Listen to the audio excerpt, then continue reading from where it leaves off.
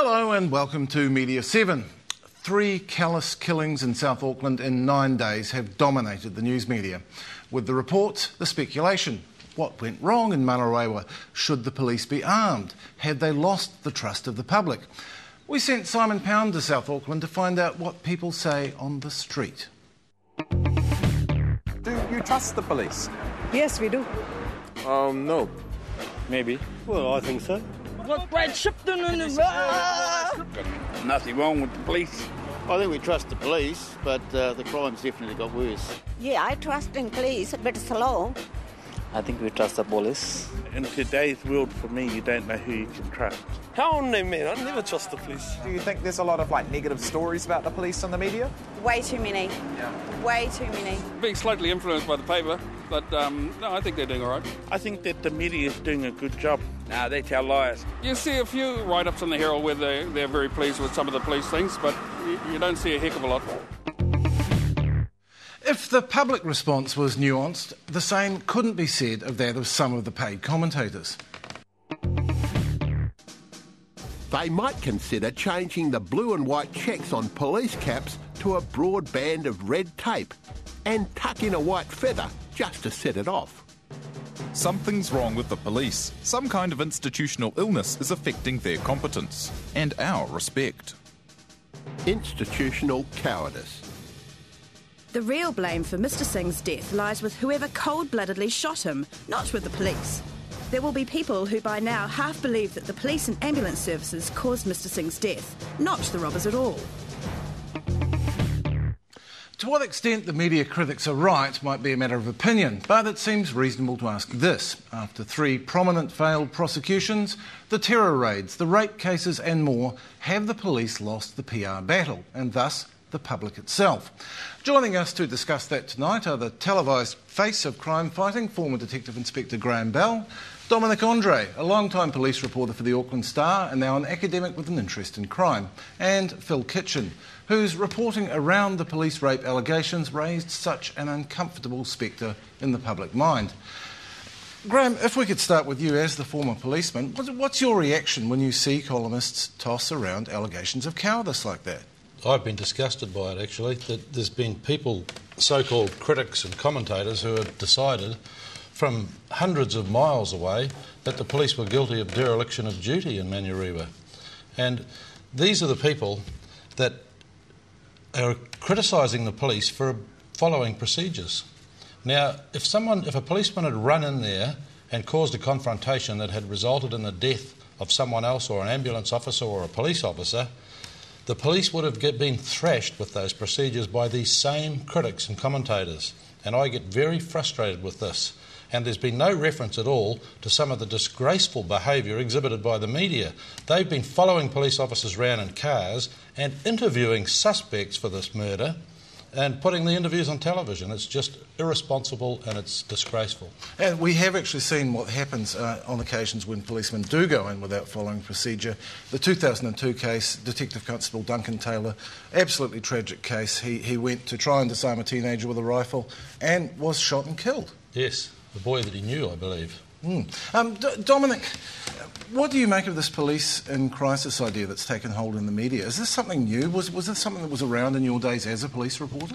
No, I don't, no, I don't think so, because in the old days, as it were, it was media liaison dealing with Graham Bell. You were downstairs at 9 in the morning, get the overnight stuff, up to the cafe for a cup of tea, and the most important part of that was just getting the off-the-record stuff, and today, the informality has gone. So there is a wide gap, and I think the gap is getting wider.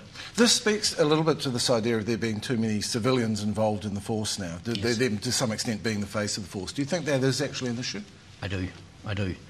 The cops knew exactly what we wanted. They knew that we were running to deadlines. They knew the kind of questions we wanted. That was the given.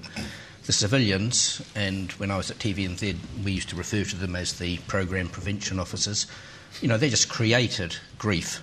They wanted to know the questions we were going to ask. They wanted to know why, and we don't have time for that.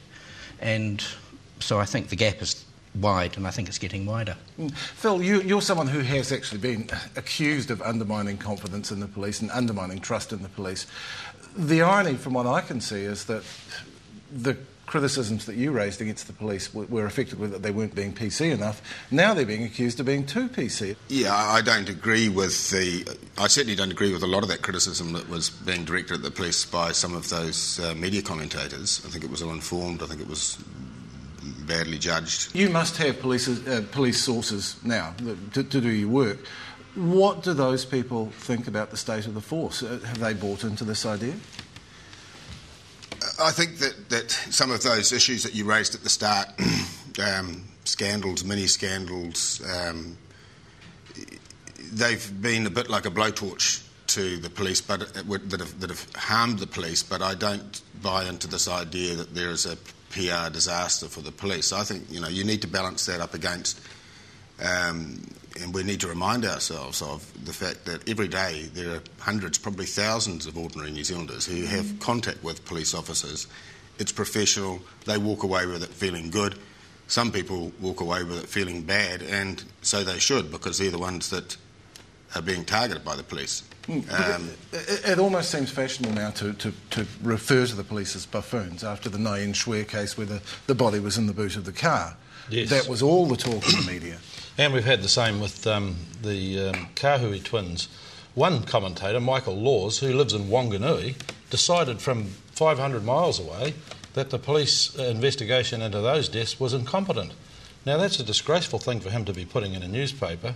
The whole family pulls a wall of silence around the whole event and won't cooperate at all, and then when they don't get convicted, everyone says the police investigation was shoddy. And all these people that have said that were nowhere near the trial and don't know the first thing about it. And I have to say that the two other failed prosecutions recently that people have been talking about, one seemed to be based on fairly compelling medical evidence, and the farm shooting where to blame quite clearly was the Sensible Sentencing Trust, who offered the key witness $50,000. Any defence lawyer is going to shoot that down straight away, isn't he? Yes, but these are jury decisions, though. It's exactly. Juries that have gone soft, and it's defence lawyers that are creaming it. It's juries that are not convicting. It's not up to the police to convict people. It's supposed to be juries, and you've got juries that are. The police can't manufacture evidence that's not there. The police have to do it honourably and put the genuine evidence there in front of a jury. Then it's the prosecutor's job to adduce that evidence, and no one criticises the prosecutor when the people get acquitted, and no one criticises the defence counsel, who sometimes pull the most ruthless and scurrilous behaviours in courtrooms to get these people off, and no one ever makes any comment about that. Well, we'll have to go to a break now, and when we come back, we'll look at whether the police are doing a good job and whether it's news when they do.